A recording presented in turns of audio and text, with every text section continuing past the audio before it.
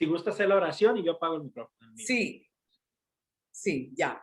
Bueno, buenas noches para todos. Para mí es una alegría saludarlos desde Colombia. Ya Jaime me presentó. No solamente soy teóloga y docente, pues también soy una mujer que así como todos los que nos reunimos en estos espacios, estoy en ese caminar cristiano, en ese ser discípula de Jesús, en ese evangelizar, en misionar, para que otros también conozcan. Así que para mí es una bendición compartir con ustedes este espacio y este tema tan bello, que desde ya les propongo el itinerario como lo vamos a hacer. Hoy vamos a hacer una introducción que nos va a ayudar a comprender en relación a las obras de misericordia, ¿cuál misericordia es la que nos pide Jesús? ¿Cuál? Porque a veces solamente pensamos la misericordia en relación al perdón, en relación a la compasión, pero vamos a ver cuál nos pide Jesús. A partir del próximo miércoles, Dios mediante, vamos a empezar a ver las obras de misericordia, pero teniendo en cuenta unos conceptos fundamentales para nuestra vida cristiana, como es la dignidad humana, la libertad, la solidaridad, todos esos conceptos que nos van a permitir apropiarnos de esas obras de misericordia. Y para el último miércoles, que es el cuarto, voy a dejar un espacio también para que, así como lo van haciendo cada miércoles, al final también, pues todo lo que le haya quedado del curso, lo podamos compartir. Así que vamos a pedirle al Señor en esta noche que nos ayude, que nos dé la gracia, que derrame sobre nuestra vida el favor, que es la presencia de su Espíritu. Espíritu Santo, ven. Haz que por tu gracia hoy, en este instante, en ti nos movamos, en ti existamos. Y tu presencia toque nuestra mente, nuestro corazón y todo nuestro ser. Ábrenos el entendimiento. Danos la inteligencia y la memoria que tuvieron los discípulos. Danos inteligencia y memoria de discípulos. No solo para aprender, sino para retener, para comprender y para aceptar y recibir lo que Jesús quiere darnos en este curso de formación. Coloco mi vida a tus pies, Señor. Todo lo que tengo, tú me lo has dado.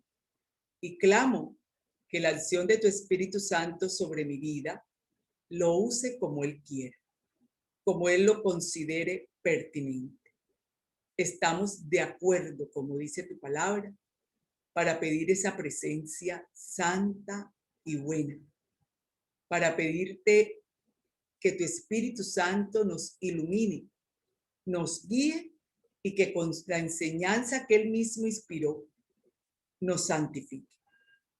Espíritu Santo, por el Inmaculado Corazón de María, te pedimos que seas tú guiando, tú que eres el que nos has dado la unidad con la que testimoniamos, no solo como iglesia, sino en la vida, a pesar de la distancia, permitas que en esta conexión tu presencia nos haga uno solo. Que seamos cuerpo, que seamos esas piedras vivas y que Cristo sea siempre nuestra cabeza. Dejamos en el corazón de María estas intenciones para que tu oración, Madre Santa, nos alcance las gracias que Dios nos ha prometido. Hemos orado en el nombre de Jesús y para la gloria del Padre, del Hijo y del Espíritu Santo. Amén. Bueno, queridos hermanos, entonces voy a compartir la pantalla. Como ya mencioné, este va a ser nuestra introducción del tema en esta noche. Como dijo Jaime, lo que les vaya quedando pueden ir anotando una pregunta, algo que les vaya quedando, y con todo gusto al final del tema yo pues estaré atenta a lo que puedan necesitar. Entonces, nuestro tema son las obras de misericordia corporales y en un primer momento quiero acercarme a la misericordia. Desde ya coloco algo claro.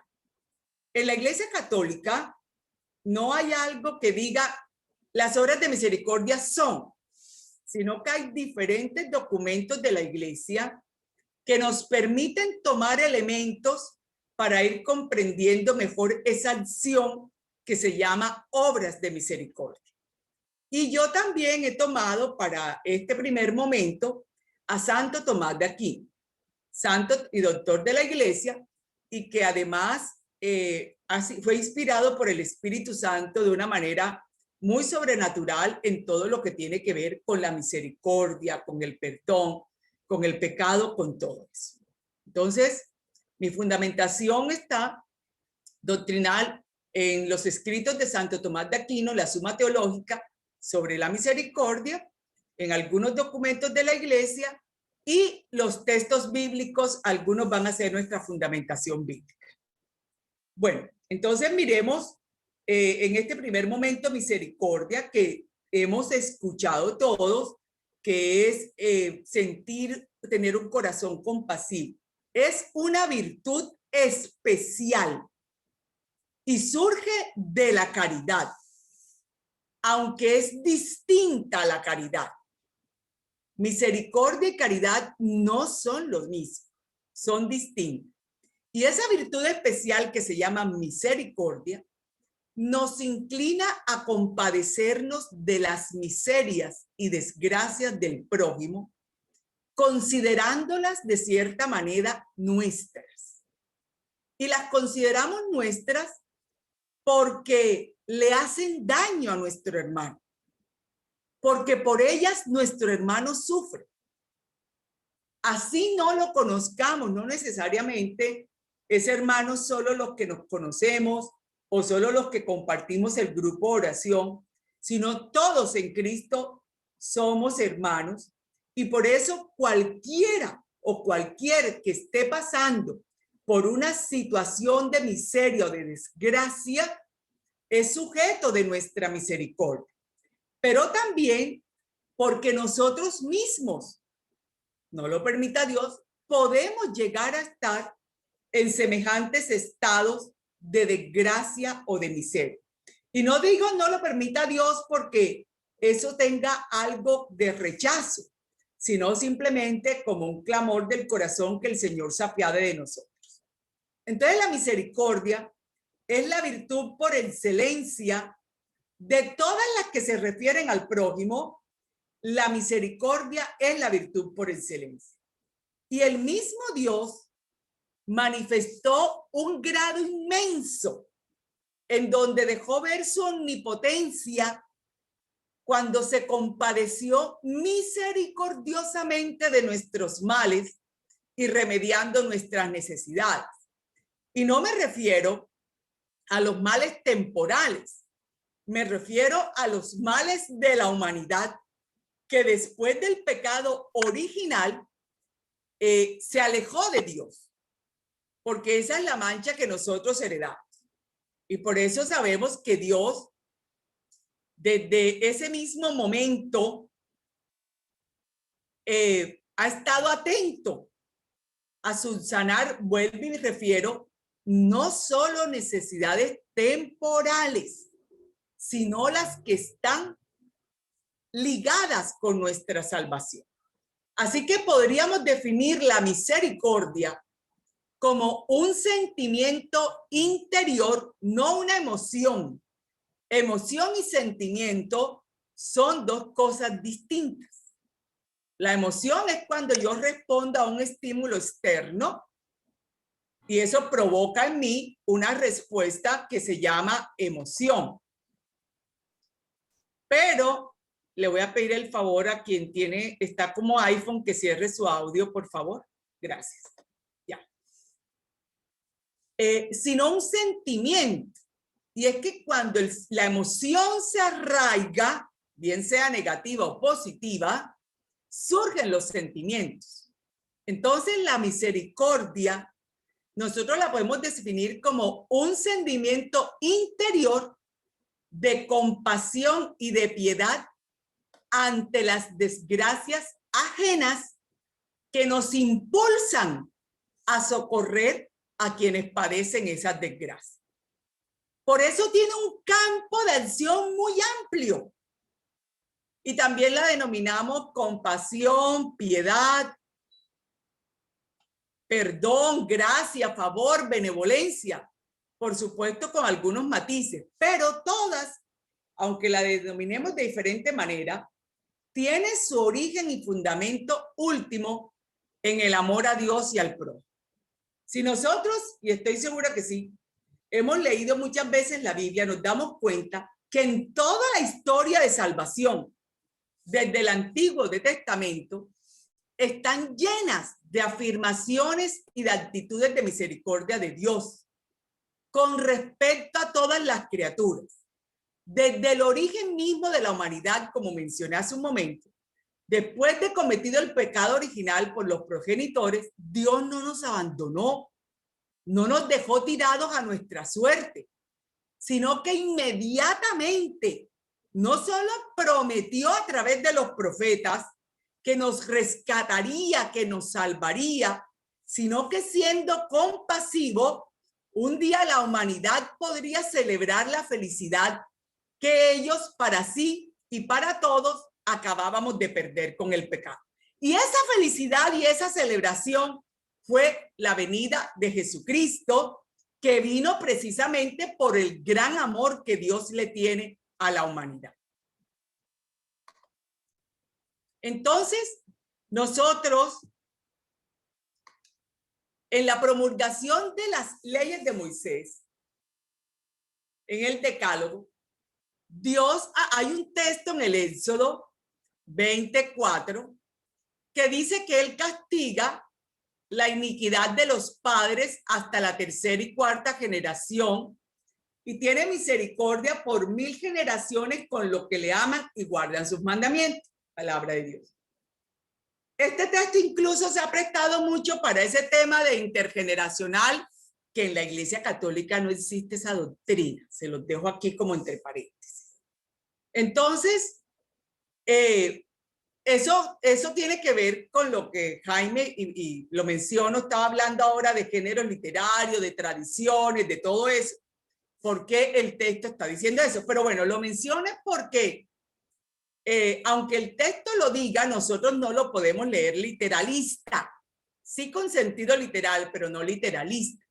Y a veces entonces eso nos confunde y nos llena de miedo, creyendo que muchas cosas que están pasando son castigo de Dios. Y Moisés, después de que recibió esas tablas de la ley, va a expresar, tal como lo dice Éxodo 34 del 6 al 9, que Yahvé es un Dios misericordioso y clemente, que mantiene su amor por 1000 generaciones, perdona nuestra iniquidad y nuestro pecado. Palabra de Dios. Y en el Nuevo Testamento, la misericordia de Dios que mostró en todo el Antiguo Testamento con diferentes actos y con diferentes expresiones, no solamente habladas, vocales, sino también con muestras de su amor al acompañar a Israel, al estar en medio de su pueblo, al hacer presente a través de los profetas su querer, va a desembocar en el amor más sorprendente y maravilloso, que es en Jesús, que se encarna por amor al mundo. Así que, como dice Pablo en la carta a los Efesios, en el capítulo 2, versículo 45, Dios rico en misericordia, por el gran amor con que nos amó, estando muertos por nuestros delitos, nos vivificó juntamente con Cristo y hemos sido salvados gratuitamente. Entonces, en el Evangelio de la infancia de Jesús, que solamente está en Lucas y en Mateo, y con rasgos diferentes, y eso no quiere decir que se están contradiciendo, nos dejan conocer la manifestación suprema del amor de Dios para con los hombres, de ese amor misericordioso, que es precisamente la encarnación de su Hijo en las entrañas de María. Dicho sea de paso, cuando nosotros leemos el texto bíblico de Lucas capítulo 1, versículo 26, que conocemos como la Anunciación, y si fue la Anunciación, a veces creemos que la protagonista del texto es María. No, el protagonista es Dios. Dios que habla, Dios que envía su Espíritu Santo, Dios que se encarna.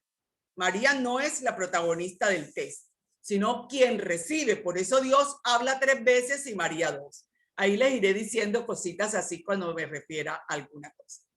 Entonces, también vemos a María en el Magnífica, que celebra ese poder de Dios santo que se manifiesta en su misericordia con los que le temen. Por supuesto, es un temor reverencial, es una piedad filial.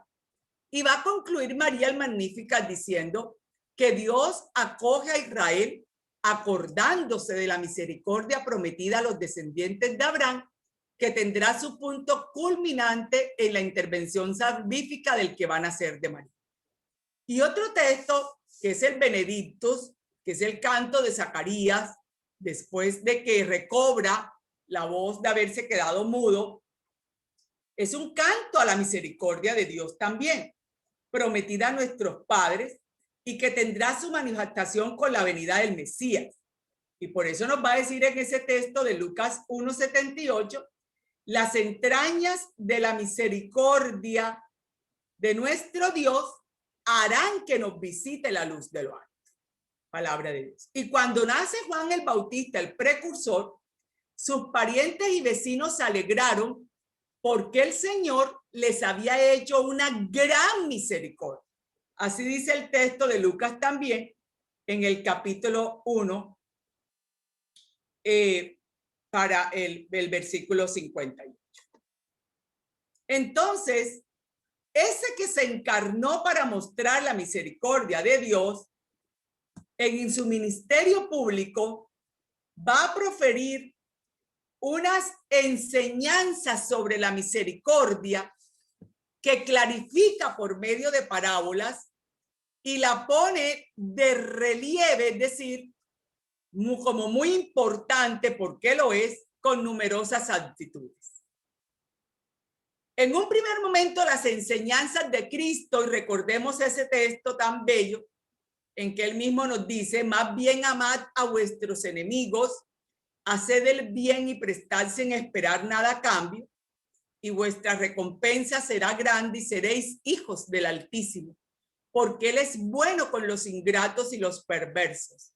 Sed compasivos como vuestro Padre es compasivo. Palabra de Dios. Hay en la predicación de Jesús una serie de sentencias, algunas muy fuertes y lapidarias, con las que instruye y exige en la misericordia a sus discípulos.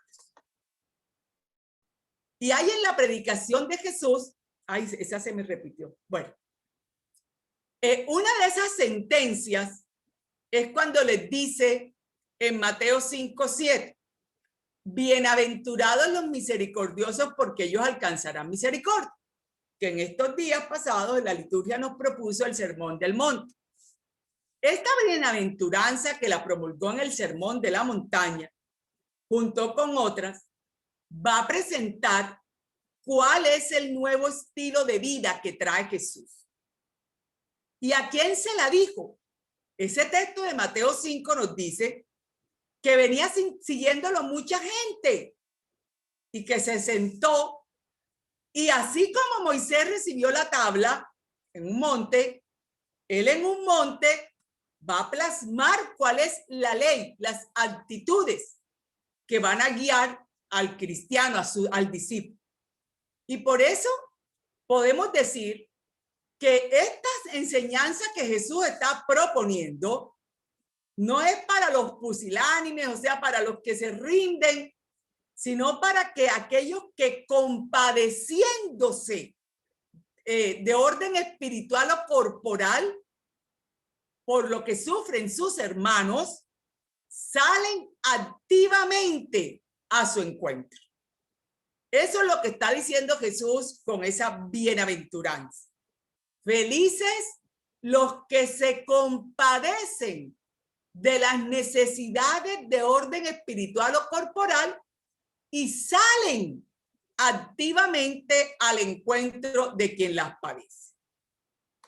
Entonces, no bastan los meros sentimientos interiores, sino que es necesaria unas actitudes prácticas en orden a solventar la necesidad del prójimo. Y esas actitudes prácticas provienen de la caridad que nosotros sentimos por el prójimo y tienen que tener por objeto todo prójimo. No sé, de pronto no, pero a mí sí alguna vez me enseñaron que prójimo era que estaba cerca, no. Más adelante, cuando hagamos una exégesis del texto de Lucas del samaritano, el samaritano no tenía nada que ver con ese que había sido asaltado, no era su cercano, pero a él fue el que con ese fue el que tuvo misericordia y lo atendió. Entonces, prójimo es simplemente el que necesita y que yo me enteré que necesita. Al yo enterarme, ya es mi prójimo. Frente a la actitud de los rabinos en tiempos de Jesús, que habían establecido el precepto de que no era posible tener misericordia con los enfermos, con los pobres, con los marginados, con las mujeres, con todos los que caían en la pureza, contra los que no sabían la ley, la enseñanza de Jesús viene con un valor universal que está en el texto de Lucas 10 que acabé de mencionar, pero también el de Mateo 25, que es la exégesis que voy a hacer más adelante, aunque ahorita los voy a mostrar.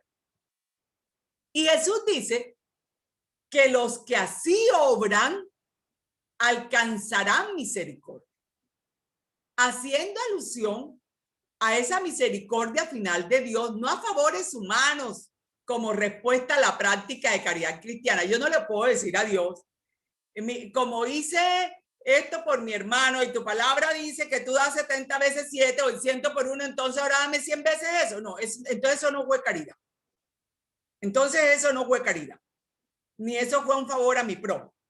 Eso fue un negocio que yo estoy tratando de hacer con Dios y vamos a ver si me sale. Pero ni caridad ni misericordia. Ahí es, ahí. Porque el premio a la práctica de misericordia que propone Jesús es el reino común a todas las bienaventuranzas. Es decir, esa misericordia que nos ha sido manifestada en Jesús, que nos ha traído Jesús con el perdón de nuestros pecados y la gracia santificante, que nos hace hijos de Dios y coherederos de Cristo en el reino. Ese es el premio. Ese es el premio. Que además Dios nos acompañe y nos ayude y nos provea y nos sacie. Gloria a Dios.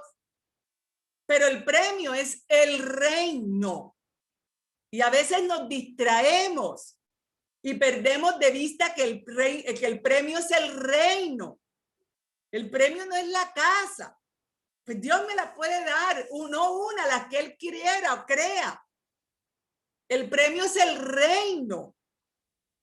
Y por eso a veces cuando yo estoy pidiendo una cosa que necesito, que claro que se la tengo que pedir, puedo distraerme de las prácticas cristianas verdaderas y perder de vista el reino de Dios. Aquí puse en paralelo los dos textos que mencioné de Lucas y de Mateo, que simplemente subrayé dos versículos, el 37 en Lucas 10, que dice, el que practicó, perdón, del 36, ¿quién de estos tres, denme un momentito y yo cojo aquí el puntero, ya. ¿Quién de estos tres te parece que fue prójimo del que cayó en manos de los salteadores? Él dijo, el que practicó la misericordia con él. Y díjole Jesús, vete y haz tú lo mismo. Y en el de Mateo 25, capítulo 45 dice, capítulo 44, entonces dirán también esto, Señor, ¿cuándo te vimos hambriento, sediento, forastero, desnudo o enfermo en la cárcel y no te asistimos? Y él entonces les responderá, en verdad os digo que cuando dejasteis de hacer con uno de estos más pequeños, también conmigo dejaste de hacerlo. E irán estos a un castigo eterno y los justos a una vida eterna. Palabra de Dios.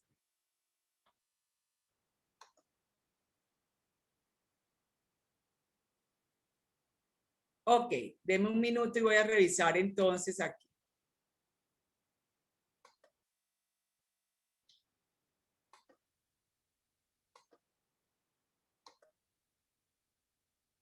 ¿Ahí la ve? Jaime, por favor, me dice si se ve la diapositiva. Sí, hermana, ahora sí se ve. Lo Ok, que pasa es que se gracias. había quedado como 2 páginas atrás y ya no se actualizaba, pero ya está ahora sí. Ok, me avisa otra vez si se llega a frizar, por favor. ¿Listo? Está bien. Al principio Bueno. pensé que quizás así lo había dejado, pero como vi que empezó a dar más lectura, dije, no, para mí que se congeló. Sí. Bueno, lo segundo que nos enseña Jesús en la predicación es eso, ser misericordioso como nuestro Padre es misericordioso. Texto que está en Lucas 6:36. Al final de la declaración de los preceptos de la ley, Jesús concluyó las bienaventuranzas que son la nueva ley o la nueva alianza sin demeritar la otra, pidiéndonos esa perfección. Y en Mateo, la perfección que en Mateo Cristo exige a sus discípulos consiste, según Lucas, en la práctica de la misericordia a imitación del Padre. Y cualquiera dirá, no, pues ¿cuándo vamos nosotros a poder imitar como nuestro Padre? Eso nosotros no lo podemos hacer. Pero realmente es la gracia lo que nos ayuda, porque ya nuestro Padre nos compartió esa gracia de ser misericordioso. No es que la vamos a descubrir nosotros por nuestra fuerza. Ya Él nos las compartió.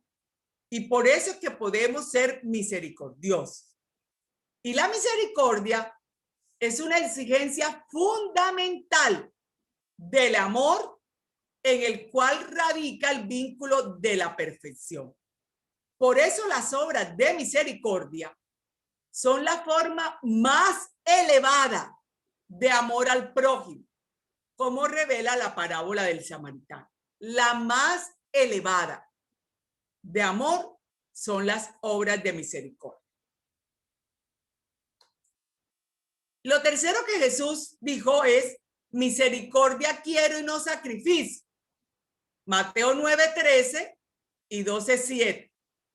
Frente a las críticas de los fariseos, porque se mostraba misericordioso con los publicanos o con los pecadores y va a comer con ellos, Cristo, citando a Oseas 6:6, les declara que la misericordia tiene un valor superior a la práctica rigorista y exterior que ellos defendían. Ellos defendían el culto, ellos defendían el sacrificio en el templo, ellos defendían una cantidad de preceptos que pusieron a la altura de la ley sin tenerlo. Ellos pusieron una cantidad de mandatos que ellos mismos establecieron y pusieron en calidad de sagrado. Y Jesús le va a decir que por todas esas prácticas que ellos establecieron, el sábado, todo eso, la pureza, la impureza, por sobre eso está la misericordia. Y por eso la frase de Jesús en Mateo le da esa altura al amor cristiano por encima de cualquier ritualismo que, a pesar de ser muy bueno y muy bello, se puede quedar simplemente en un cumplimiento incluso cercano a los fariseos, y no lo digo por desprecio, porque ellos creían que estaban haciendo bien. Teniendo en cuenta la estructura de esa frase, entonces Jesús dijo, prefiero la misericordia al sacrificio. Es decir, por encima del que todos reconocen como supremo valor, Jesús va a decir otro, el amor hecho con pasión para quienes lo necesitan. Ese es el valor máximo del cristianismo según Jesús. Y por eso, entre esos que Jesús manifestó, esa misericordia están los pecadores. Que uno de los rasgos de Jesús, sobre todo en Mateo, es mostrar a ese Jesús misericordioso. Otro que nos enseña Jesús en su predicación es que lo más importante de la ley es la justicia, la misericordia y la fe. Mateo 23:23. Él acusó a los escribas y fariseos porque se preocupaban más de los diezmos, hasta de las plantas como la higuera o como el trigo que se comieron los discípulos, y descuidaron cosas bien importantes de la ley que son las que hay que practicar en primer lugar. Jesús no excluye la fidelidad a las cosas pequeñas, pero hay que ponerlas en el orden que verdaderamente tienen, en la escala de valor que verdaderamente tienen, porque el amor y la misericordia es lo primero.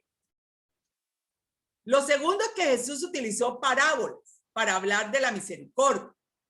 En Mateo 13:2 dice, y se reunió tanta gente junto a él que hubo de subir a sentarse en una barca, y toda la gente quedaba en la ribera y les habló muchas cosas en parábolas. Y hay en Mateo y en Lucas una serie de parábolas de la misericordia, debido a que es uno de los temas característicos del anuncio del reino y de su evangelio.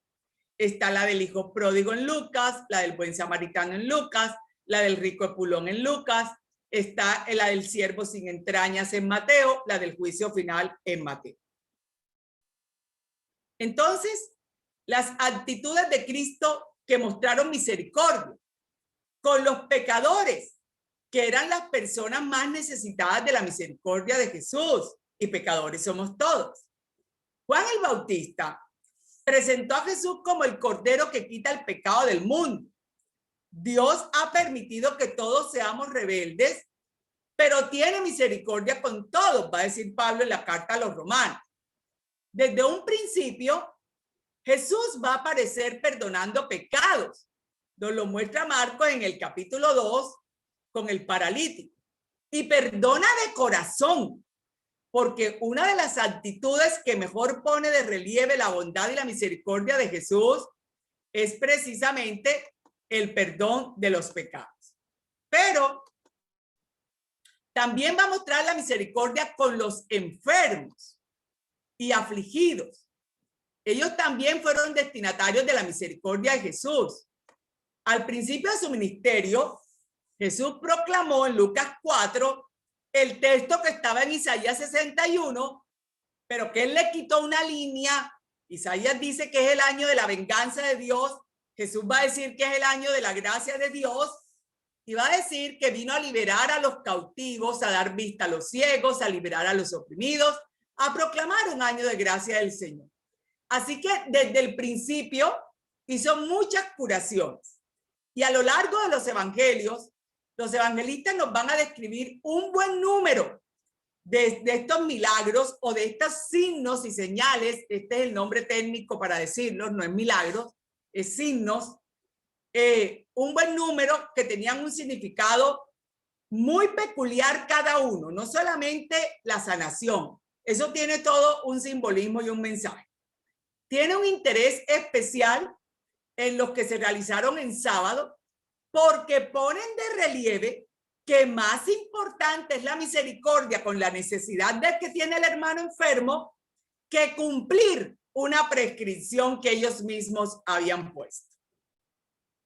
También mostró misericordia con las mujeres, porque no solamente declaró la dignidad humana de la mujer, sino que admitió su compañía durante su ministerio público. Incluso la acompañaron hasta el sepulcro, y ellas fueron las primeras que vieron al resucitado, cuando en ese ambiente la mujer, precisamente en nombre de Dios, era tratada como si no tuviera valor. Jesús viene a decir, por misericordia con ella, para que sienta a Dios cercano, que eso no es lo que Dios ha querido con las mujeres. Así que el ejercicio de la misericordia con el prójimo, entonces, es una condición indispensable para obtener la misericordia de Dios. Y así lo decimos nosotros en el Padre Nuestro. Y también nos lo dice Mateo en el capítulo 5, que si al presentar una ofrenda ante el altar nos acordamos que tenemos algo pendiente o tienen algo contra nosotros, dejamos nuestra ofrenda y nos reconciliamos. Y la reconciliación no solamente el perdón. Yo me tengo que reconciliar también con el que no acudí. Tengo que reconciliarme con el que no ayudé, con el que no asistí pudiéndolo hacer. Santiago tiene una frase que dice que el que no expresa misericordia tendrá un juicio sin misericordia. Ahora, ¿nos obligan las obras de misericordia? Sí, pero no como un cumplimiento, sino como respuesta al ser discípulos de Jesús, a nuestro cristianismo. Estamos obligados a ser misericordiosos porque ya mencioné, nuestro Padre nos ha compartido esa semejanza de ser, esa imagen de Él para que nosotros la mostremos. La gente creerá que Dios es misericordioso cuando nosotros que decimos ser creyentes seamos misericordiosos, porque Dios no nos utiliza a nosotros como mediadores para Él mostrar su misericordia con los que tienen alguna desgracia o necesidad. Está muy entendida entre personas de recta conciencia y aún entre cristianos practicantes la idea de que las obras de misericordia son excelentes actos de virtud, pero de consejo, es decir, si puedo, si quiero, y no que son obligatorios. Y esa idea es errónea. En la medida y grado de las propias posibilidades, el ejercicio de las obras de misericordia es de riguroso precepto. Es decir, un precepto es una norma dictada por una autoridad y es Dios quien nos ha dicho que seamos misericordiosos. Entonces nosotros tenemos que darle riguroso cumplimiento a ese precepto de Dios, tal como lo hizo Jesús. Con el amor al prójimo, obliga bajo precepto estricto, por necesidad, y tiene que obligar también todo aquello sin lo cual no se conserva el amor. Toca al amor del prójimo, no ya solo porque le queremos internamente, sino porque le mostramos también con obras, y según tal lo dice San Juan en la primera carta, no amemos solo de palabra y con la lengua, sino con obras y en verdad. Claro es que el amor al prójimo se muestra externamente, socorriéndole en sus necesidades mediante las obras de misericordia, tanto espirituales como corporales. Por eso, el ejercicio de las obras de misericordia es de precepto, de cumplimiento y no de simple consejo. Y la recta razón dictamina ciertas normas por parte del que hace la obra de misericordia. Hay que tener en cuenta las posibilidades. Así, por ejemplo, con relación a la limosna material, nadie está obligado a socorrer al prójimo con los bienes necesarios para la propia vida o la de su familiar, porque en igualdad de circunstancias y en idéntica necesidad, el orden de la caridad también nos impone el amor a nosotros mismos antes que al prójimo, y entre los distintos prójimos hay que atender en primer lugar a los familiares. ¿Alguien tiene su audio abierto? Ya lo apagué. Estaba Bueno, una persona abierta, pero ya le cerré la página. Gracias, Jaime. En caso de necesidad extrema del prójimo, hay obligación de socorrerle en la medida necesaria para sacarle de semejante situación. Esto es importantísimo, porque nosotros a veces creemos que Jesús es occidental. Jesús tiene mentalidad de Oriente. Nosotros acá, al que menos tiene, menos le damos. Jesús enseña es, al que menos tiene, más se le dará. Pero también al que más tiene, más se le pedirá. Esa es la mentalidad de Jesús. Por eso, entre más grande es la necesidad de algo, Asimismo, es la intención de ayudar en esa necesidad. Y esa obligación es grave y clarísima por derecho natural y divino, porque la vida del prójimo y su situación está por encima de toda clase de bienes superfluos. Permítame un comentario, que sé que conocen toda esta situación que tenemos en Colombia ahora. Y yo siempre que hablo digo, ¿dónde estamos los cristianos? Que no estamos cogiendo la bandera de esta enseñanza de Jesús. Y hemos permitido que las sociedades nuestras hayan llegado hasta donde hayan llegado por egoísmo y permitiendo que nosotros, solo por tener el bienestar o algún bienestar, unos pocos, nuestros países sean cada vez más pobres. Los bienes materiales han sido ordenados por Dios para remediar las situaciones de todos los hombres. Por eso, nadie, va a decir Santo Tomás, que les dije que era la fuente para todo esto, tiene derecho a retener un bien superfluo si con él puede evitar la muerte u otro mal gravísimo a uno de sus semejantes, que es además hermano suyo en Cristo. Teniendo en cuenta el texto de Mateo 25, es inútil que nos hagamos ilusión de que porque prendemos una velita aquí o vayamos allá o nos levantamos a las 3 de la mañana a orar, hemos conseguido el reino. Porque el reino solo se consigue y se alcanza, y lo va a decir Jesús, cuando practicamos, ponemos por prácticas las obligaciones de cristianos.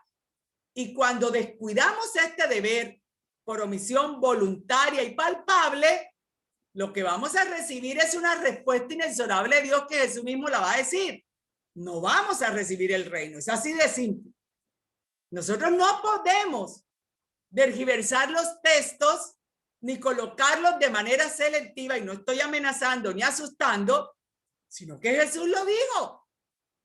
Pues si no atendieron estas obras, asimismo será lo que van a recibir. No van a recibir nada porque tenían que hacer esto para poder recibir. No lo único, advierto, no es lo único con lo que se recibe el reino, pero sí hay que tenerlo en cuenta. Cuando la necesidad del prójimo no es extrema, pero sí grave, hay que ayudarle con los bienes superfluos para el estado o posición social propio, pero no con los bienes necesarios para la propia vida ordinaria. A ver, ¿alguien me está escribiendo algo? Se volvió a pausar, hermana. Ok, listo, ya miro a ver qué es otra vez. No sé por qué me está poniendo problemita aquí. ¿Ya? ¿Me dice si ya lo ve, por favor? Ya, ahora sí ya. Okay, estaba esperando a que se viera, pero ya se decía que se estaba conectando. Ok, gracias. Me explico. Cuando una persona tiene mucha necesidad de algo, pero no es extrema, pero sí grave, es decir, por ejemplo, cuando una persona no tiene dónde vivir,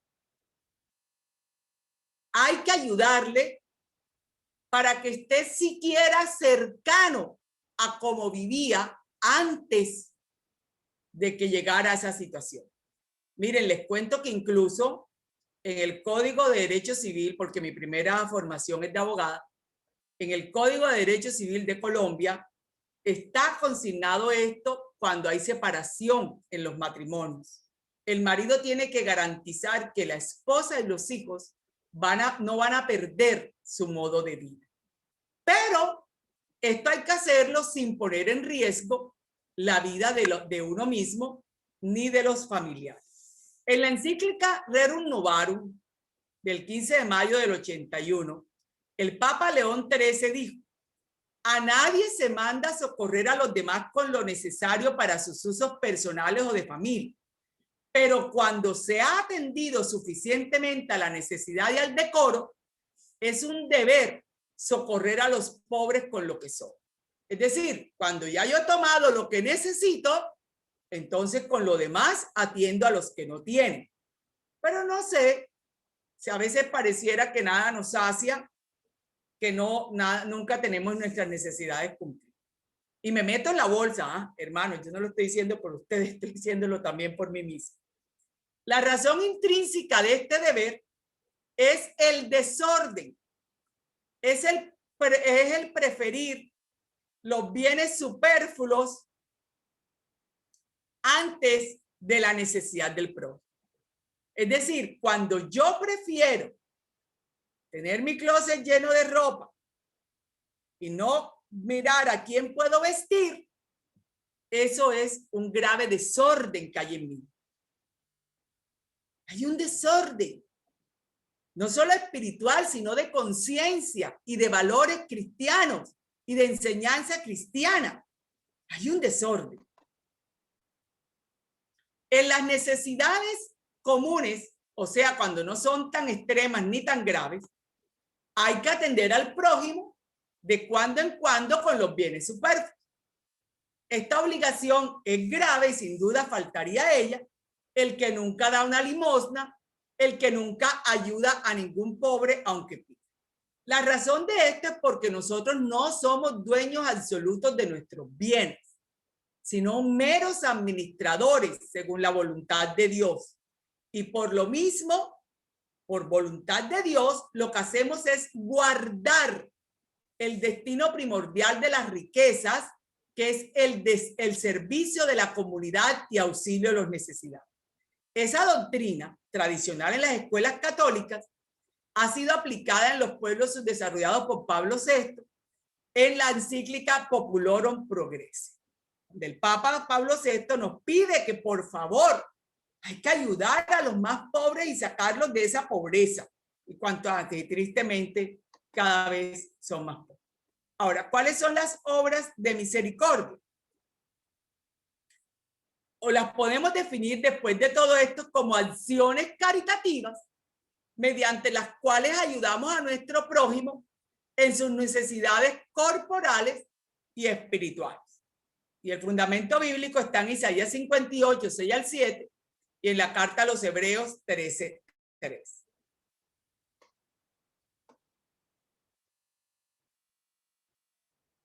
Ay, esperen un momentico que es que me acabo de dar cuenta de una cosa.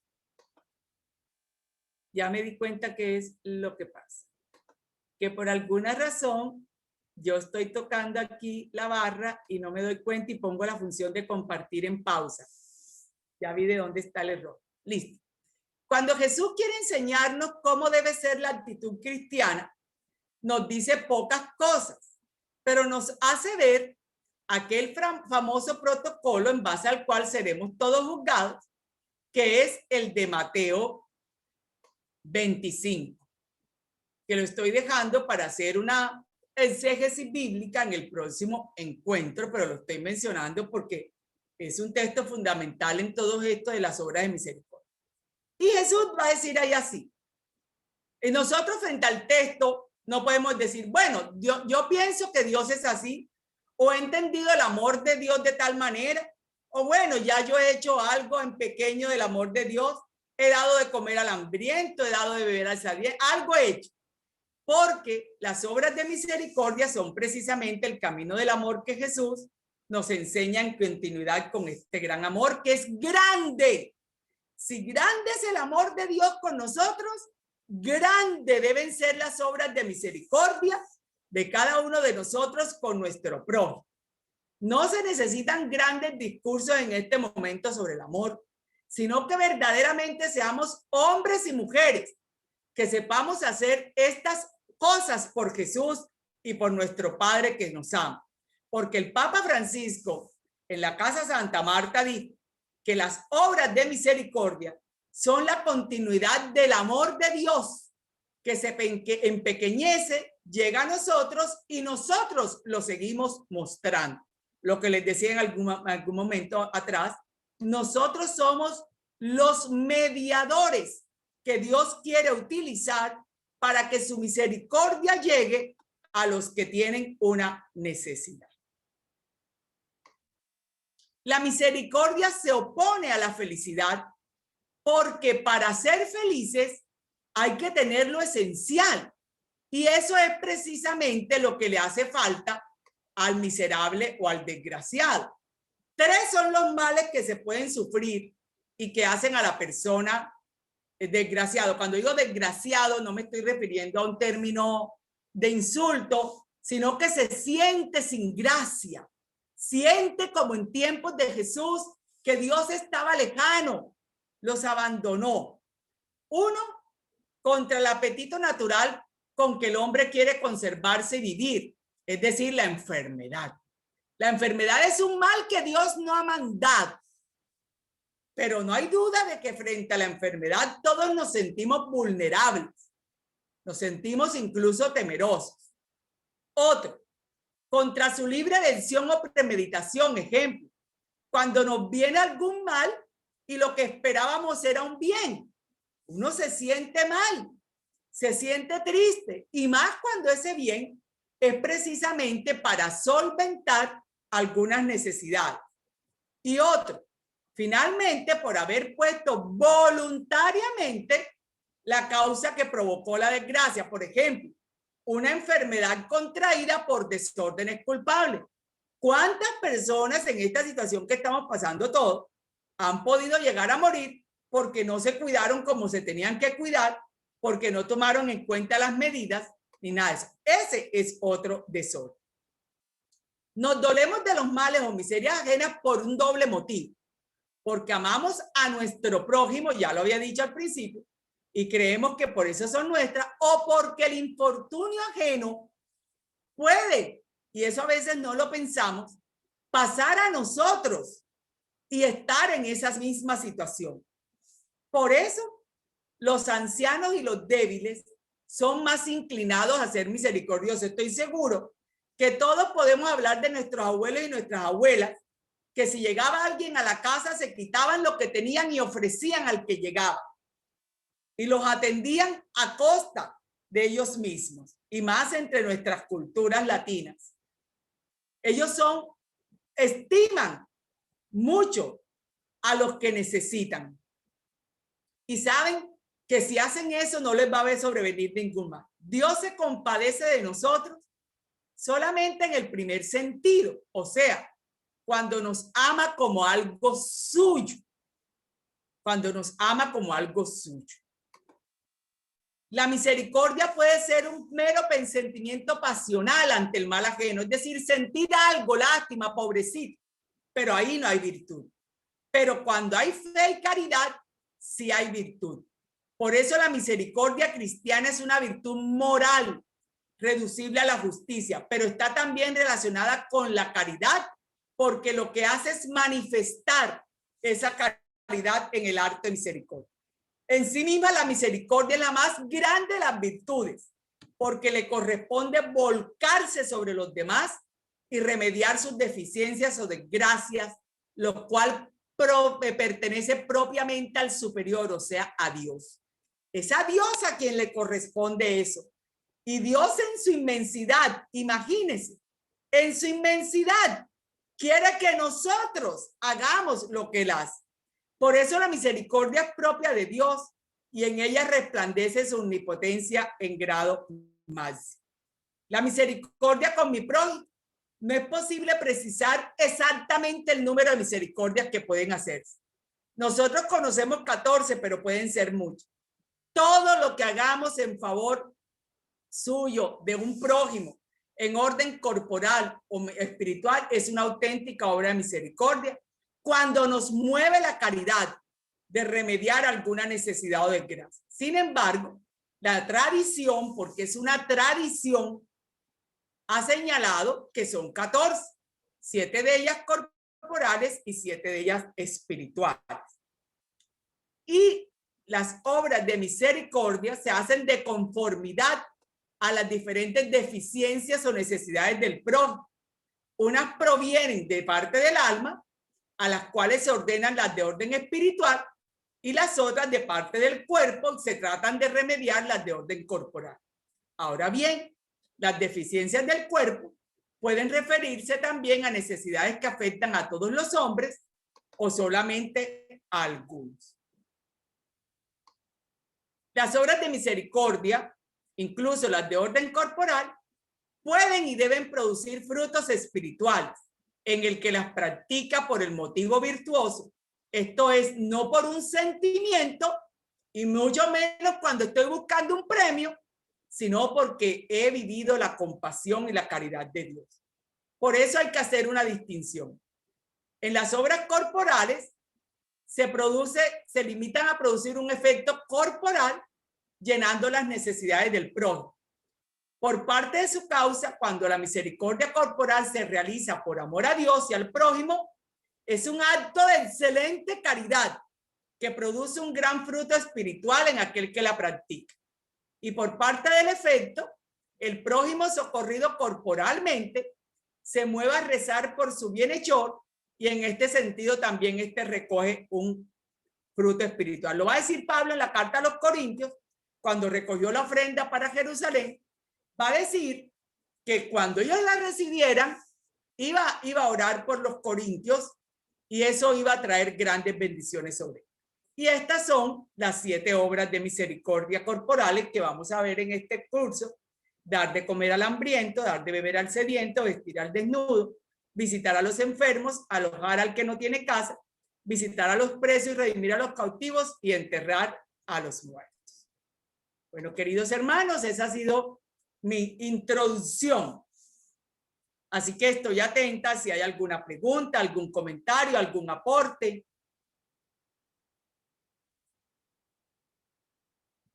Cumplido el tiempo, hermano. ¿Alguien tiene alguna pregunta sobre la introducción de la clase de misericordia que quiera compartir? Yo sí tenía unas como las notas que puse, pero me gusta darles primero la preferencia a ustedes. Ya si hay tiempo, comparto yo. Pero voy a poner mi micrófono en silencio unos, no sé, 30 segundos. Si veo que nadie participa, pues me gustaría compartir a mí también un poco de las observancias que me gustaron.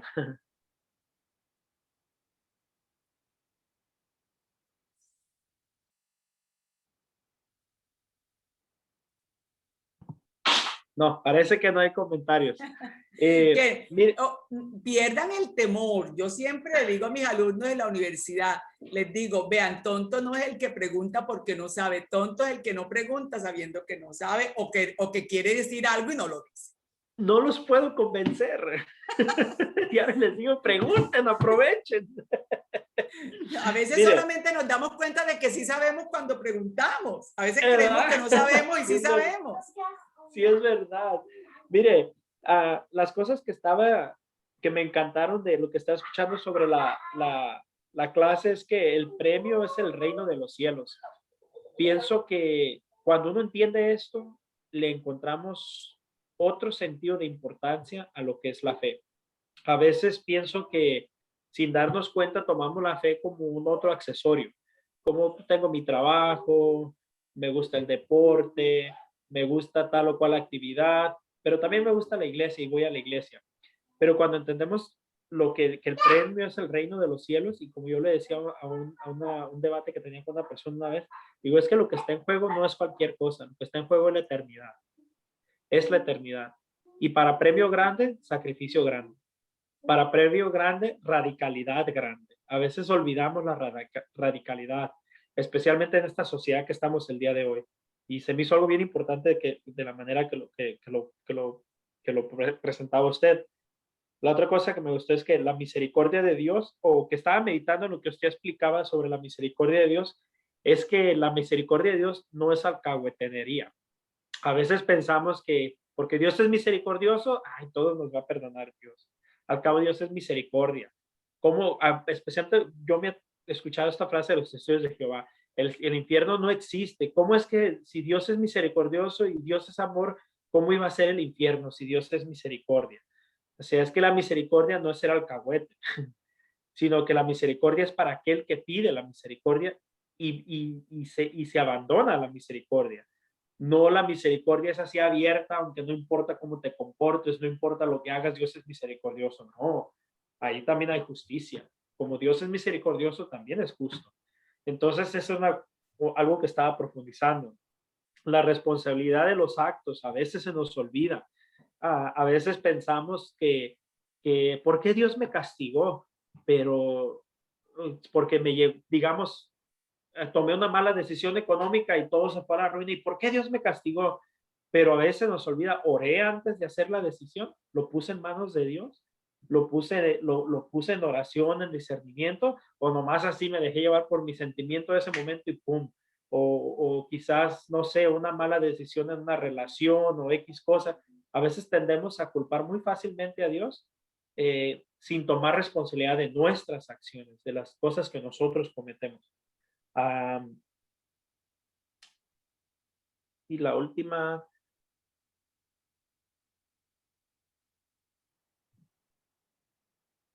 ay, se me borró la última. Bueno, tenía otra y ya no la recuerdo, ahorita pero estoy explicando, pero esas partes a mí Sí, me gustaron bien mucho.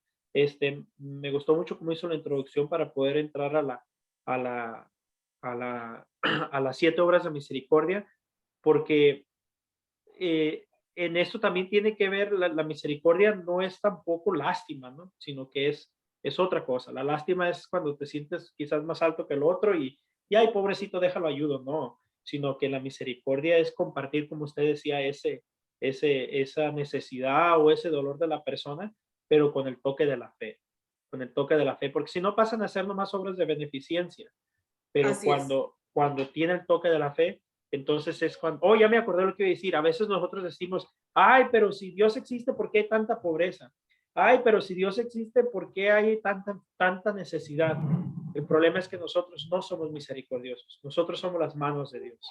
Y cuando nosotros tomemos responsabilidad en estas necesidades, en estas pobrezas, entonces se va a acabar la pobreza y la necesidad. Pero mientras lo dejemos al Dios que está allá en el cielo y no el Dios que está en nosotros actuando, entonces ahí va a seguir el problema y nosotros fácil nos lavamos las manos, ¿no? Ese era el punto que quería decir.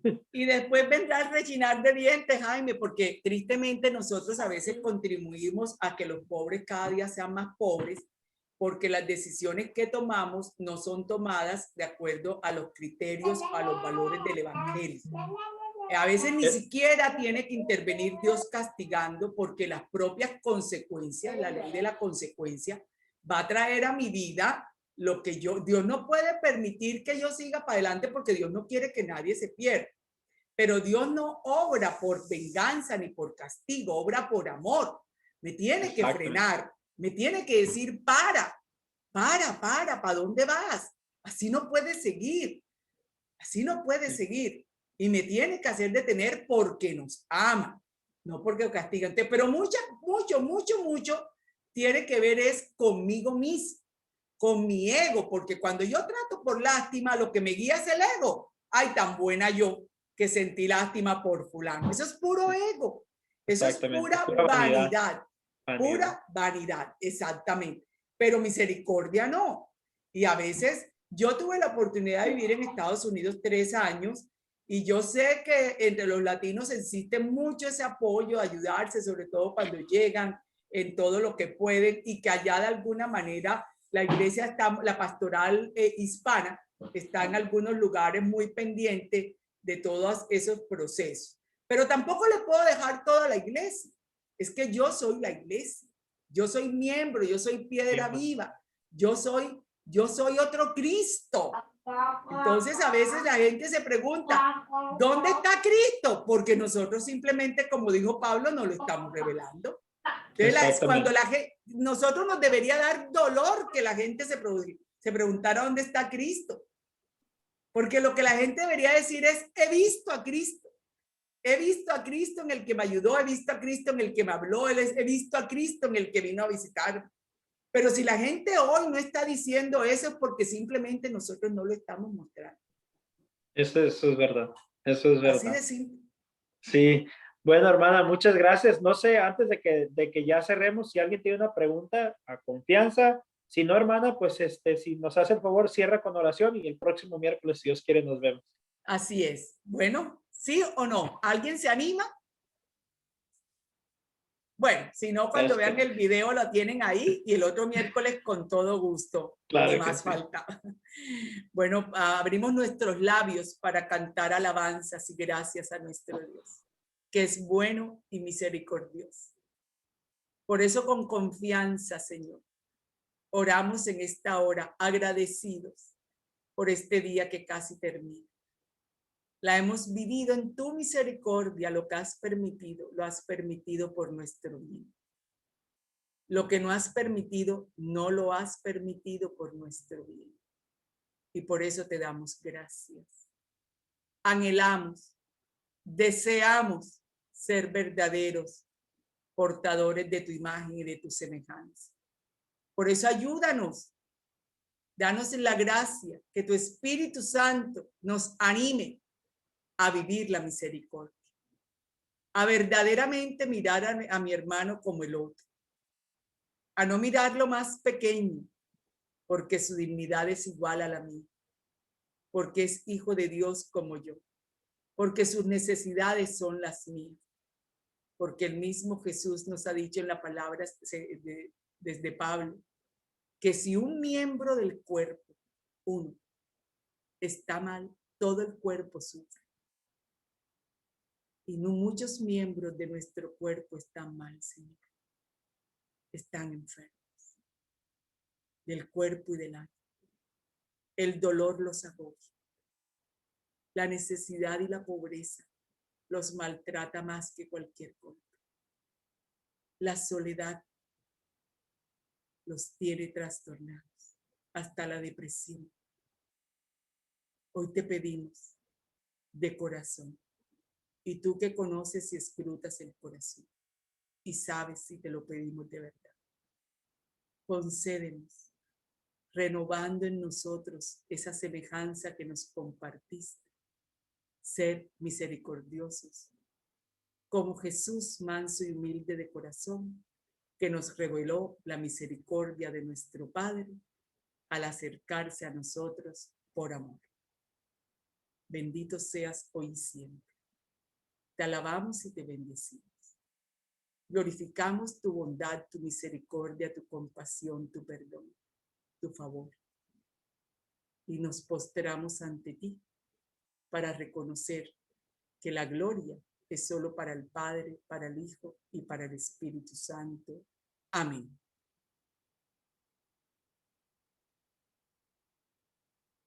Nos bendiga el Señor hoy y siempre en el nombre del Padre, del Hijo y del Espíritu Santo. Amén. Amén, hermana. Muchas gracias. Pues bueno, nos despedimos. Rieguen la voz, que se cambió el horario. Por aquellos que no sepan, compártanlo si pueden en sus páginas para que más gente se anime. En cuanto esté lista la clase, la compartimos.